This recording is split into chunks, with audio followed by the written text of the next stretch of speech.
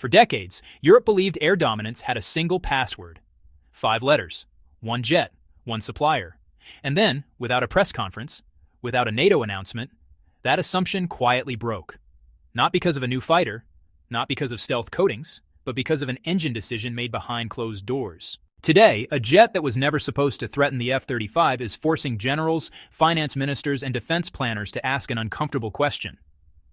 What if air superiority no longer belongs to the most expensive aircraft, but to the one that can survive, adapt, and operate when everything else fails?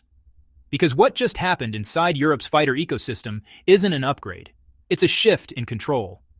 And once you understand who now controls that leverage, you'll understand why Washington is suddenly paying very close attention. For years, NATO air power revolved around a single assumption. If you wanted to survive modern air combat, there was only one real option: expensive, highly centralized, deeply controlled. That assumption is now cracking, not because of a new stealth jet, but because of something far more dangerous: freedom of choice. What's happening inside Europe's fighter ecosystem right now is not being debated openly at NATO summits. It's happening quietly in procurement offices, defense ministries, and classified evaluation rooms. And the reason is simple. A jet that was never meant to dominate the skies is now threatening to dominate the conversation. Not by replacing the F-35, but by undermining the logic that made the F-35 unavoidable.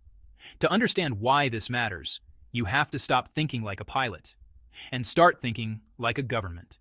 Modern air power isn't just about winning a dogfight. It's about sustainment, readiness, sovereignty, and political control. For 3 decades, the Western model of air superiority followed a predictable formula: centralized technology, standardized platforms, lock allies into a single ecosystem. The more advanced the system, the tighter the integration. And the tighter the integration, the stronger the control. The F-35 became the ultimate expression of that model: a flying sensor node, a stealth platform, a networked weapons system that only works at its best when everyone plays by the same rules. But that strength comes with a cost few countries openly admit: dependence. Dependence on supply chains, dependence on foreign software approval, dependence on upgrade timelines decided somewhere else. And now, Europe is quietly testing an alternative path. Not with a 6th-generation leap, not with a stealth arms race, but with a fighter philosophy built around survival, efficiency, and autonomy. The Gripen was never designed to be the most advanced aircraft in the sky. It was designed to be the most available.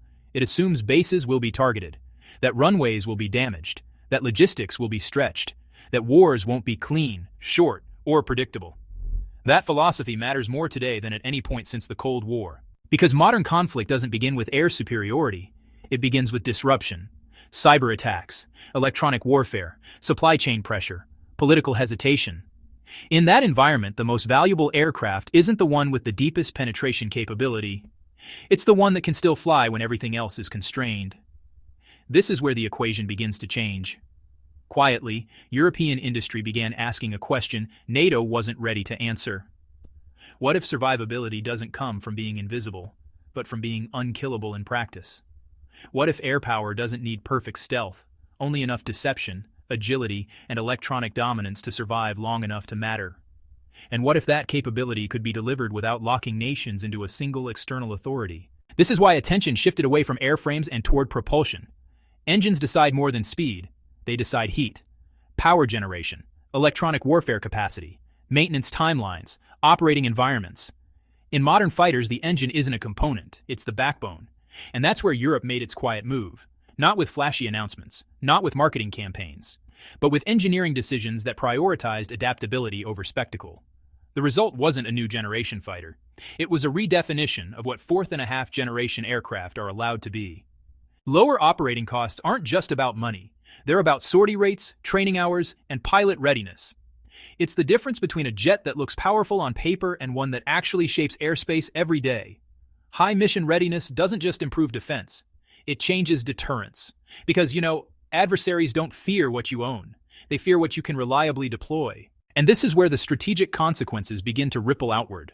Small and mid-sized air forces don't need global strike platforms. They need credible, persistent control of their own skies. They need fighters that can operate from dispersed locations, that can be serviced quickly, that don't require permission to modify or upgrade. For them, the question isn't, is this jet the best in the world? It's, can we afford to fly it when we actually need it? That question is now being asked more openly than at any point in the last decade, not because the F-35 failed, but because it succeeded too well at enforcing a single model.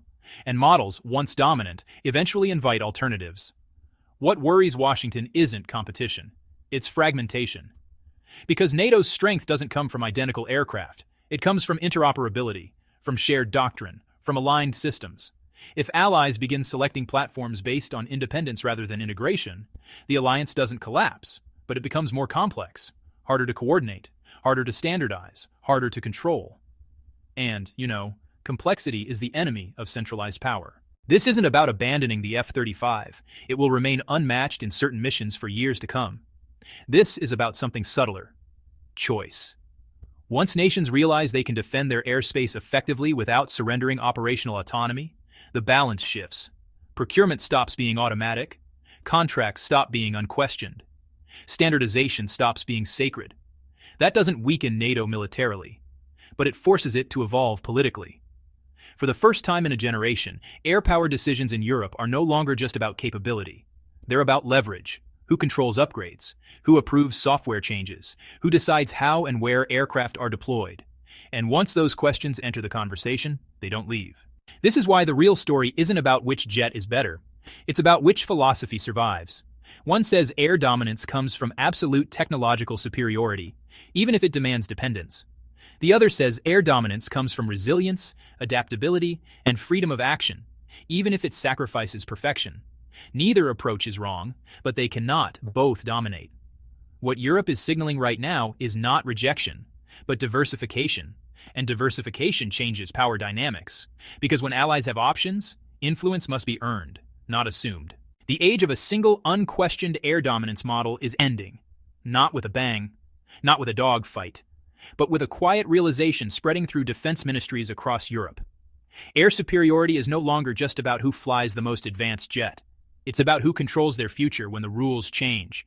And this time, the shift didn't come from a new aircraft. It came from a decision to stop asking for permission. That's why this matters now.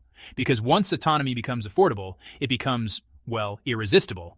And when that happens, the balance of power doesn't flip overnight. It tilts, slowly, permanently, and silently.